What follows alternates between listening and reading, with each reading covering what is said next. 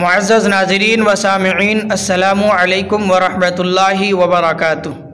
اس video میں آزاد ہندوستان کے سب سے پہلے وزیر تعلیم، بہترین اردو مصنف اور بھارتی سیاستداں مولانا ابوالکلام آزاد رحمہ اللہ کے بارے بتائیں گے۔ مولانا ابوالکلام آزاد 11 نومبر 1888 عیسوی کو مکہ مکرمہ میں پیدا ہوئے۔ آپ کا اصل نام محی الدین احمد تھا۔ آپ کا تاریخی نام فیروز بخت تھا۔ والد کا نام محمد خیر الدین تھا۔ آپ رحمۃ اللہ علیہ کا بچپن مکہ مکرمہ اور مدینہ منورہ میں گزرا۔ ابتدائی تعلیم آپ نے اپنے والد سے حاصل کی۔ اعلیٰ تعلیم کے لیے جامعہ ازہر مصر تشریف لے گئے۔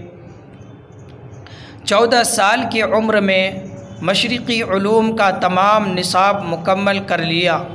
مولانا ابوالکلام آزاد کی خداداد صلاحیتوں کا اندازہ اس بات سے لگایا جا سکتا ہے کہ محض 15 سال کی عمر میں ماہنامہ جریدہ لسان الصدق جاری کیا۔ آپ رحمۃ اللہ علیہ 20ویں صدی کے بہترین اردو مصنف ہیں۔ آپ کی کتابیں غبار خاطر، تزکیہ اور ترجمان القرآن بہت ہی مقبول اور معروف ہے۔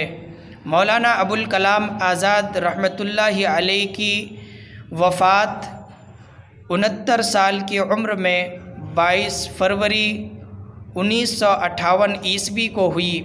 آپ کا مزار دہلی جامع مسجد کے قریب واقع ہے۔